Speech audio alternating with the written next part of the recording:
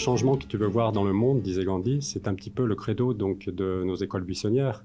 Et notre objectif premier, c'est simplement d'outiller nos jeunes pour qu'ils puissent être de meilleurs acteurs et de leur vie et de la société. Nous réunissons donc de 10 à 14 jeunes en service civique, donc de 16 à 25 ans, avec ce souci donc de diversité qui reflète celle de la société française, que nous recrutons donc au sein de nos écoles buissonnières en service civique pour une durée de 6 mois. Sur cette durée, nous allons avoir des temps qui sont à la fois des temps individuels, mais aussi des temps collectifs, où coordinateurs pédagogiques et jeunes vont se retrouver pour la réalisation des 3 projets donc qui reprennent de façon transversale les 5 compétences humaines que l'on estime être fondamentales.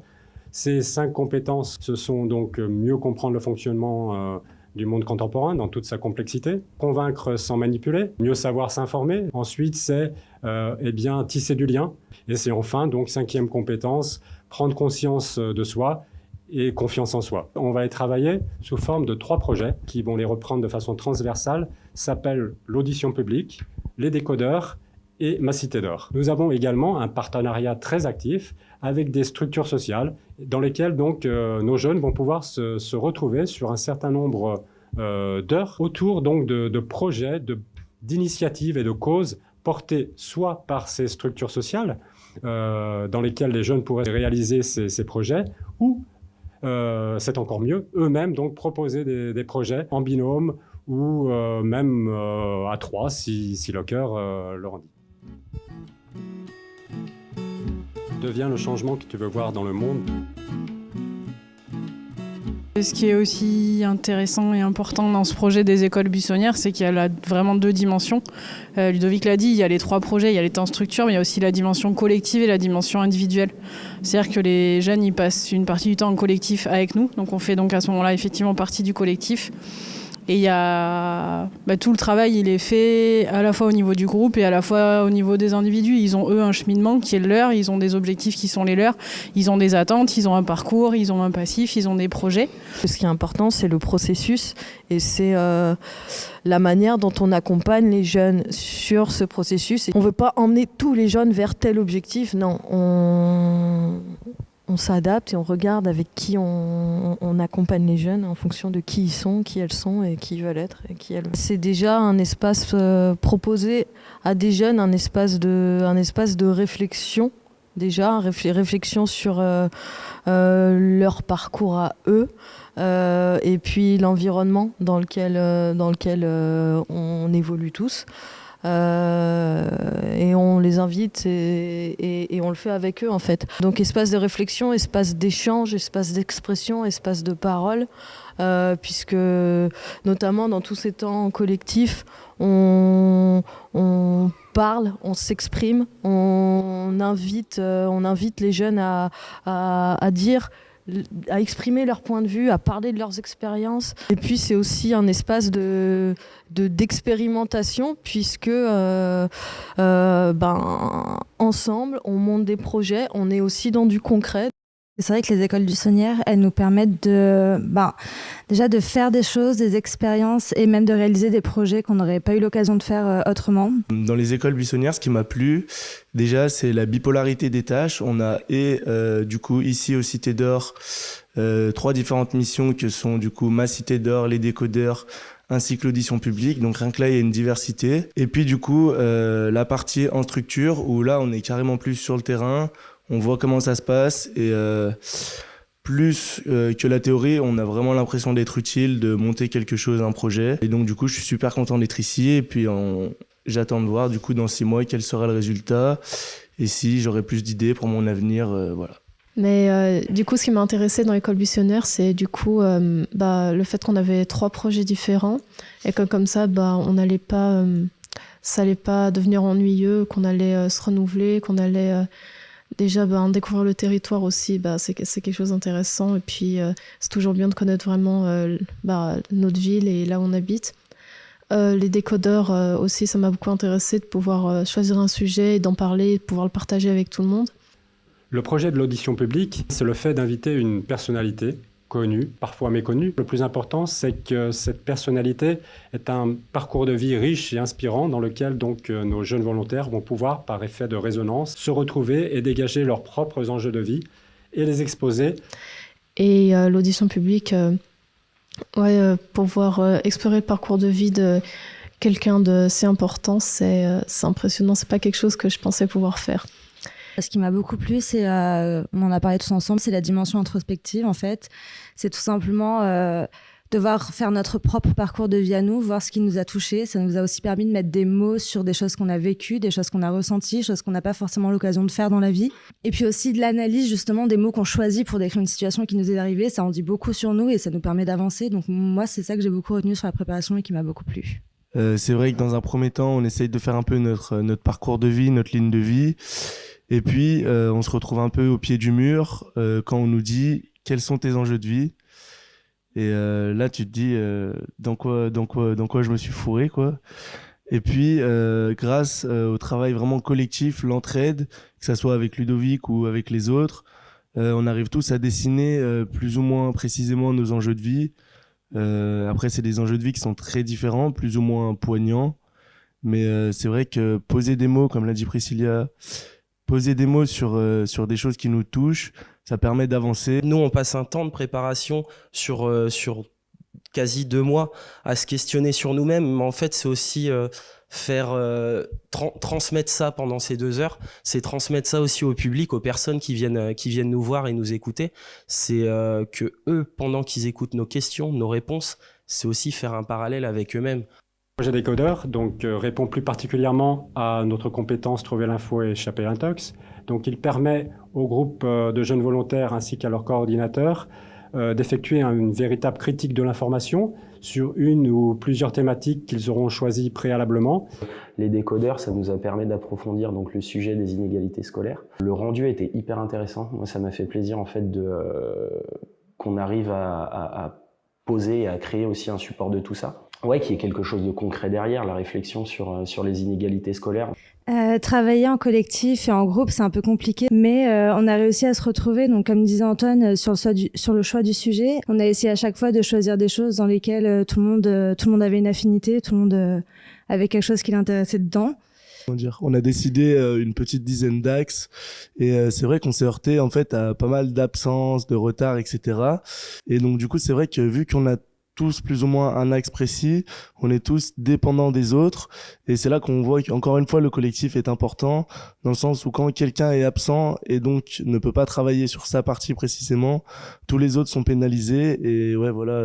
C'est toujours intéressant d'aller chercher une véritable information et moi ce que j'ai trouvé aussi un peu plus intéressant c'est de les comparer avec ce qu'on sait généralement des médias ou que les gens nous disent, avec ce qu'on découvre en fait en allant essayer d'approfondir des informations, en allant demander à ces spécialistes et du coup les comparer c'est vachement intéressant je trouve. J'ai découvert qu'il y avait beaucoup de raccourcis en fait et ça c'est intéressant aussi au niveau de l'information. Ce travail de recherche est intéressant. La réflexion et la rencontre des intervenants que nous, on doit démarcher, c'est vrai que c'est un gros travail et c'est hyper intéressant à faire. Et ça met en confiance aussi de rencontrer ces personnes, quoi. Et là, jeudi, quand j'ai vu l'attrait qu'il y a pu avoir sur notre travail de la part des personnes qui étaient présentes, ouais, ça m'a foutu une énorme claque, mais une claque dans le bon sens du terme, quoi. Ça m'a vraiment revigoré. Ça nous permet de grandir et d'évoluer. J'aimais bien l'audition publique et les décodeurs pour avoir fait des interviews avec des personnalités publiques parce que c'était plus facile, parce que je savais vraiment quoi leur demander. C'était plus facile de les approcher parce que je pense qu'ils avaient l'habitude qu'on les approche, qu'ils avaient l'habitude de ça, qu'ils n'allaient pas me donner des difficultés, quoi. Ma cité d'or, c'est le fait de collecter les paroles et des habitants et leur mémoire, les belles actions réalisées sur les différents territoires sur lesquels les jeunes se trouvent, et c'est de mettre en valeur toutes les pépites qui seront trouvées sur ces territoires lors d'un événement final appelé Ma Cité d'Or, qui sera doublé donc d'une fête de la citoyenneté, lors de laquelle seront présentées les belles initiatives issues de ces territoires, mais également les doléances que les habitants de ceux-ci auront présentées à nos jeunes volontaires.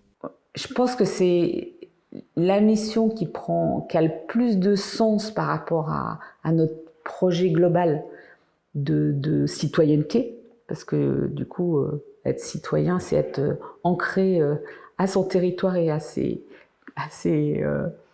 aux humains qui nous entourent, etc. Donc, je pense que c'est celui où théoriquement, on peut puiser du sens et de la motivation et faire collectif et travailler ça tout le long. Moi, les pépites, c'est pas un truc qui m'a trop parlé. Je sais pas, Et en fait, c'est...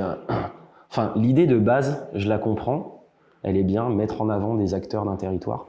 Les mettre en avant, parler de leur travail, parce que souvent, en fait, ce qu'ils nous demandent, c'est de mettre en avant des personnes qui travaillent dans l'ombre. Sauf qu'en fait, pour moi, il y a un facteur qui n'a pas été pris en question.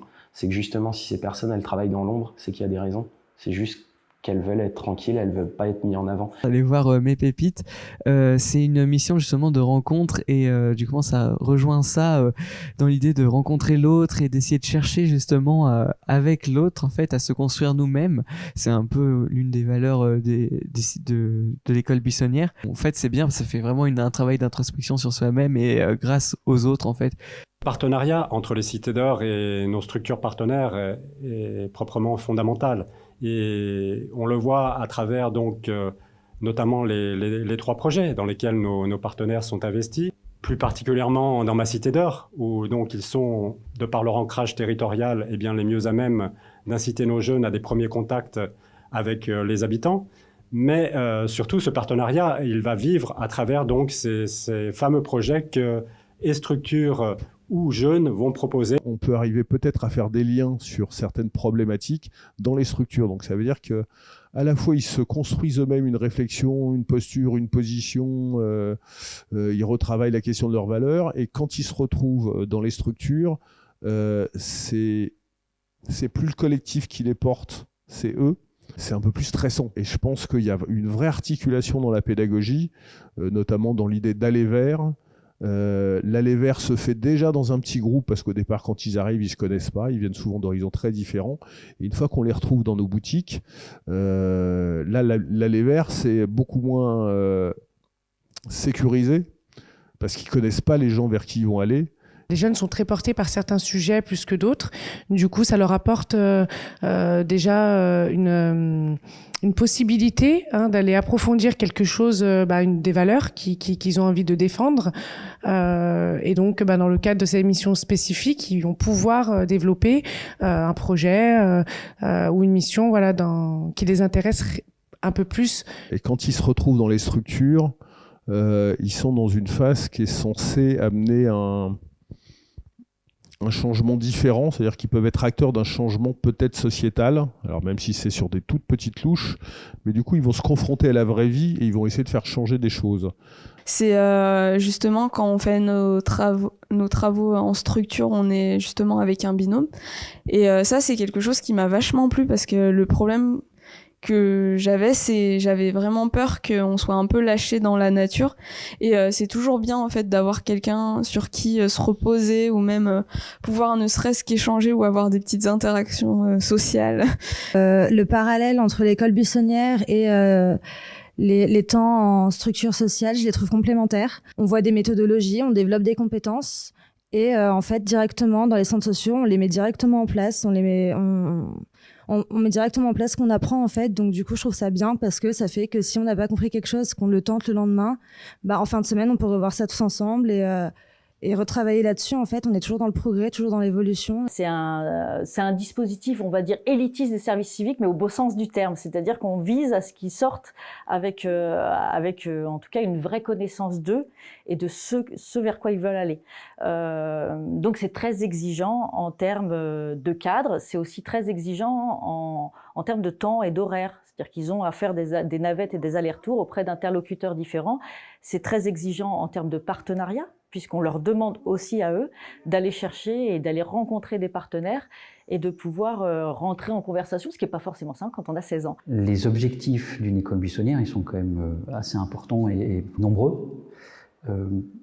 Donc si on se dit est-ce qu'on a atteint tous les objectifs, on peut se dire que globalement non. Par contre, si on se dit mais notre ambition à nous c'est d'avoir des jeunes qui sont sur un chemin, qui ont une prise de conscience et qui commencent tout doucement à aller vers un état citoyen, et alors le résultat il est plutôt positif. Certes, on a des jeunes qui ont décroché, on en a d'autres pour lesquels ça a été plus facile, plus compliqué. Mais j'ai le sentiment que globalement, vraiment au niveau du groupe de jeunes, il y a des choses qui ont avancé de manière très positive. Et ça, si on prend l'ensemble des objectifs. Le service civique, ça m'a offert plein d'opportunités, ça m'a permis de faire plein de contacts, ça m'a permis de faire des actions que j'aurais jamais fait. Ça nous a aussi permis de faire des choses et des formations. Par exemple, on est allé au Parlement libre des jeunes aussi, c'est pas rien. On a eu de la chance d'établir des projets de A à Z. Donc moi, c'est vrai que dès le début, j'étais motivée et je voulais vraiment le faire pour moi, ce service civique. Donc je me le suis approprié et je pense que c'est pour ça que j'en suis aussi satisfaite aujourd'hui. J'ai vu des gens qui étaient un petit peu moins motivés et qui du coup n'allaient pas jusqu'au bout parce que les motivations, c'était peut-être pas pour eux qu'ils le faisaient. Et dans tous les cas, je pense qu'en finissant ou sans finir le service civique, je pense que c'est une expérience à vivre parce que humainement, dans tous les cas, on va apprendre. Même si on n'y attend pas grand-chose, on apprend beaucoup en fait. Et c'est vrai que c'est une dimension différente de celle de l'école qu'on vit, qui nous amène du coup à acquérir des connaissances un peu plus réalistes, quoi.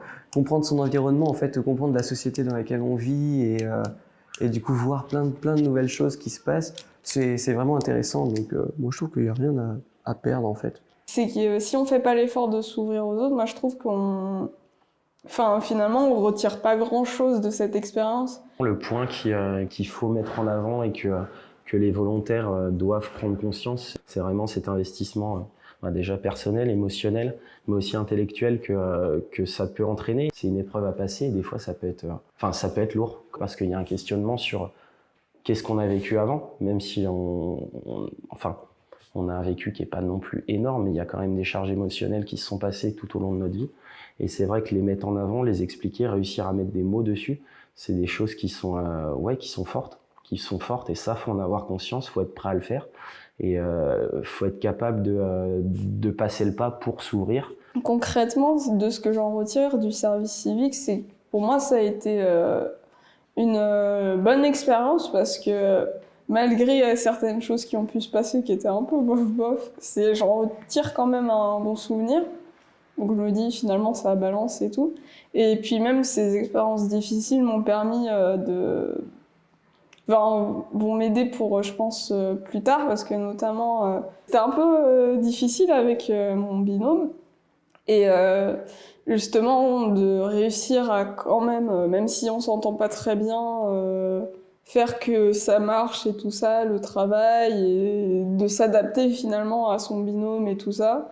Je pense que ça m'aidera vachement plus tard dans la vie, parce qu'on va pas toujours tomber sur des gens avec qui on s'entend. J'ai appris à m'accepter, j'ai appris aussi à accepter mes compétences, chose que je n'arrivais pas du tout à faire avant. Pourtant, j'ai 2 licences de fac et pourtant, je me suis jamais sentie légitime dans ce que je faisais. J'avais toujours l'impression que quoi que je fasse, c'était jamais assez bien. Et là, d'avoir eu l'occasion de mener des projets de A à Z, franchement, je suis plutôt fière de moi. Je sais maintenant que je suis capable, que je peux faire des choses. Et j'ai pris confiance en moi, surtout. Ça m'a aidé à prendre confiance en moi. Et cette confiance, elle m'a aidé aussi à apprendre à m'exprimer. L'expérience du service civique, ça m'a montré que si mon point de vue était légitime, que j'avais le droit de m'exprimer. Et du coup, c'est encore une compétence que j'ai acquise, je pense. Je pense que j'ai progressé un peu en confiance en moi et en aller vers, du coup, qui était un gros enjeu du service civique. Et puis, pour le travail d'équipe, parce que j'avais un peu peur de travailler en équipe, parce que j'ai un peu du mal avec les autres, etc. Mais du coup, là, comme on a beaucoup fait de travail en équipe, on a beaucoup fait de missions ensemble, ça m'a aidé là-dessus à mieux pouvoir travailler avec les autres comme ça et à mieux comprendre comment ça se passait. Et, à force de faire les interviews, entre guillemets, maintenant j'ai un peu plus l'habitude et ça me stresse un petit peu moins. Ouais. Le plus difficile, c'était pour les pépites, parce que j'osais pas aller voir les gens pour leur poser des questions, etc. Du coup, il y a Ludovic qui a dû venir avec moi, mais ça, c'était plus difficile pour moi, du coup. Mais au final, on a réussi, mais heureusement. Si, ce qu'il faut dire, c'est qu'il y a eu quand même des problèmes, hein. Ça n'a pas été toujours tout parfait, mais je veux dire, on en a discuté et ça s'est résolu, quoi. Je suis d'accord avec Clément dans le sens où à partir du moment où on a envie de résoudre le problème, on a toujours eu un interlocuteur. Après, voilà, c'est vrai que ça demande souvent un peu plus d'efforts de chacun pour essayer de prendre l'initiative, quoi, d'aller résoudre le problème. Ce qui est bien aussi parce que c'est un des points forts du service civique aussi. S'accepter. Qui est de s'accepter, ou même moi je pensais à s'exprimer aussi, histoire de pouvoir aller chercher justement à résoudre le problème aussi. Donc ça apprend aussi un peu à pas se laisser, enfin je dis pas se laisser faire, ça fait un peu bizarre, mais voilà, de vouloir argumenter, vouloir discuter et vouloir arranger les choses, qui peut être vachement intéressant. Le service civique, ça m'a permis en fait de me lancer professionnellement et de manière beaucoup plus encadrée dans le domaine du social, de me sentir plus à l'aise, de me sentir plus légitime aussi dans mes démarches, parce que voilà, au fur et à mesure de ces 6 mois, j'ai pris une connaissance du terrain, une connaissance des besoins, etc. Donc voilà, ouais, la légitimité, j'en ai pris conscience. Le fait d'aller à la rencontre des différents partenaires du centre social, voilà, il y a un moment, il y a une certaine aisance qui se met en place, il y a un échange beaucoup plus facile, et ouais, ça c'est hyper agréable, quoi. C'est hyper agréable comme retour, comme sentiment, et ouais, ça pousse pour le futur et pour l'avenir, quoi. Ça a fait confirmer, en fait. C'est de la confirmation dans le sens... voilà, j'avais besoin de ça, d'être rassuré, en fait. D'être rassuré sur qu'est-ce que tu vas faire par la suite, comment tu veux t'y prendre. Le service civique, ça a changé ma vie, que ce soit personnellement, humainement, ou même en fonction de mes capacités ou de ma vision professionnelle. Sur tous les points, ça a changé ma vie et ça m'a permis de la reprendre en main, en fait, tout simplement, parce que j'étais complètement perdue en commençant ce service civique. Là, je pense avoir trouvé ma voie. Moi, j'aurais juste envie de dire un gros merci. Un gros merci aux Cités d'Or et aux centres sociaux qui nous ont accueillis. Un gros merci pour les opportunités qu'on a eues et de nous avoir permis de faire tous ces projets. Voilà. Bon, c'est bon.